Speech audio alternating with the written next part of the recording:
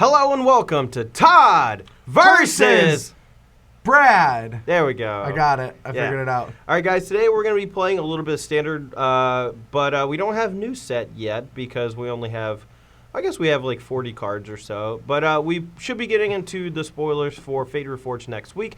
Today, Brad has a bit of a doozy though for our deck tech. Why don't you tell us a little bit about the deck, Brad? All right. Well, I ended up going back for Christmas break for a couple weeks, or a week and a half, I guess.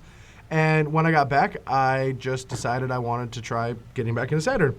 Todd gave me an idea about playing a 4-color Eidolon Chain of the Rock deck. Well, it originally started as Sam Black's idea. He had a constellation theme going with Eidolon of Blossoms. He was playing his go-to Heliod's Pilgrim to just max out on Chain of the Rocks and have a lot of removal in his deck. And once I told Brad about the deck, though, he kind of took it and ran with it. But made it quite a few changes. Yeah. I mean, first off, I think, well, let's just get into it and I'll explain it.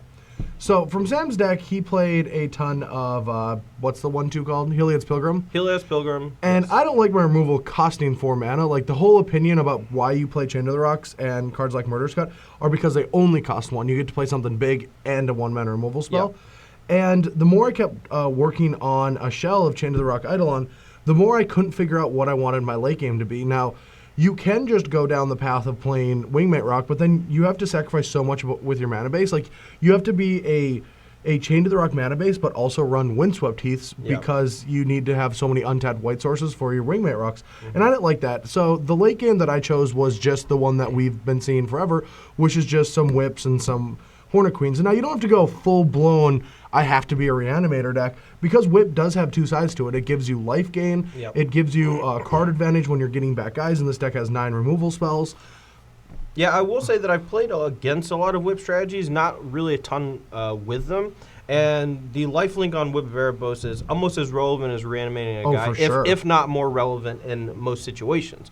If you have any sort of board presence and you're on parity and you're able to play a Whip and then attack without losing a creature, you just get so far ahead of your opponent, and then every Satyr Wayfinder is a huge threat because you can find Hornet Queen or Doomwake Giant or just start chaining together Siege Rhinos, and that's usually enough. And that's exactly it. A deck like this where you want to play Chain of the Rocks but don't want to run too many mountains because you're playing 3 other colors. Yeah. Satyr Wayfinder is just an essential part of that because it helps you build your mana base along with finding ways to get your mountains. But you want to make that relevant. Now, the last time I tried this, I used Butcher to make it relevant, but Butcher doesn't stand tall against Hornet Queen. No, it does not. Yeah. Times have changed. Yeah. And so Whip just makes this card more valuable. Now, part of the engine in the deck is you have a bunch of good removal spells.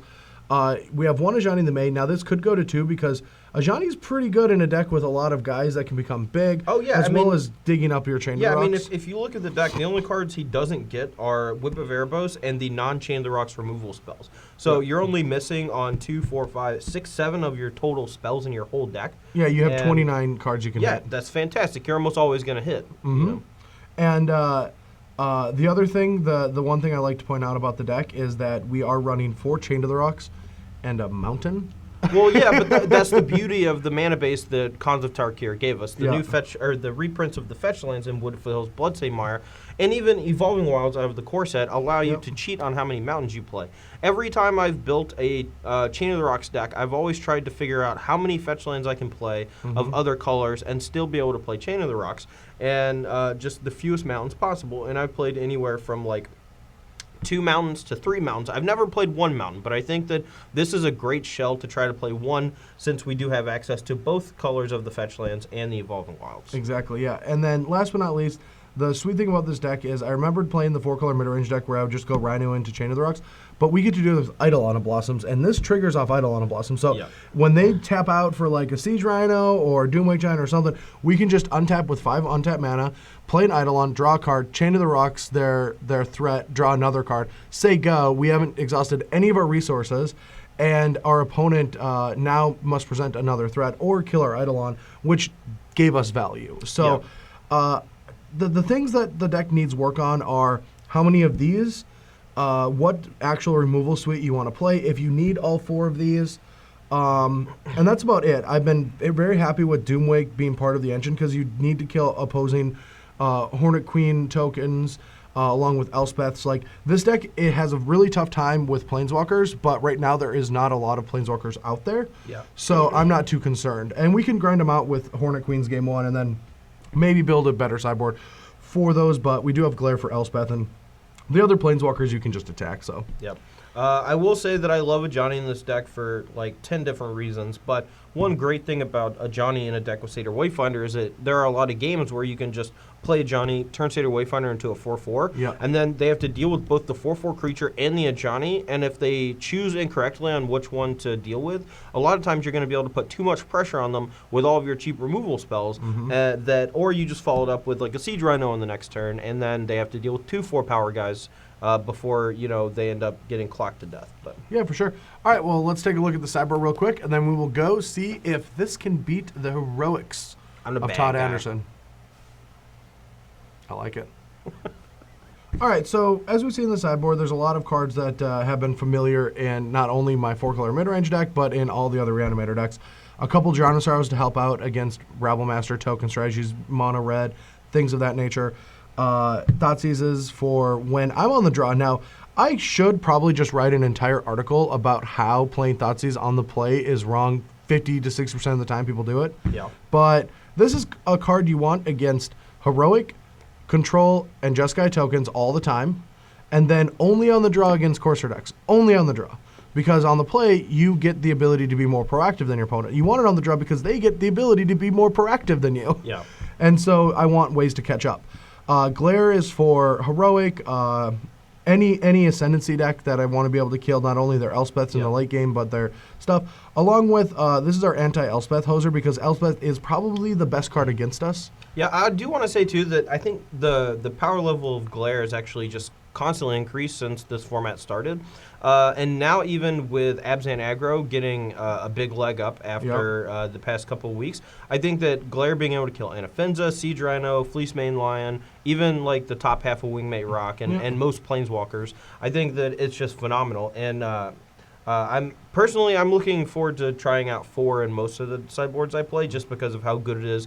Like you want 4 against Heroic. You probably only want like 2 or 3 against some decks, but there are a couple matchups where having access to 4 is great. Yeah, I could definitely see moving this up to 4, but because I'm already a Chain to the Rocks deck, I don't feel like I need that much early game removal.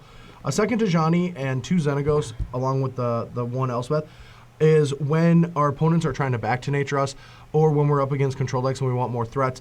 These just help either add more proactivity to the deck or let us transition away from the whip enchantments theme and be able to have very good permanents that they have a tough time dealing with. Because that's one of the biggest problems with Constellation and whip strategies is all the hate comes in and you kind of flounder with all of your enchantments. Yeah. So just having our own new engine where these constantly give us chump blockers or a really quick way to win the game.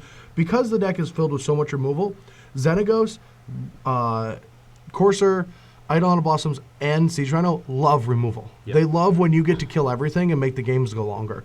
And so that's exactly what Xenagos is here to do, along with Elspeth and Ajani.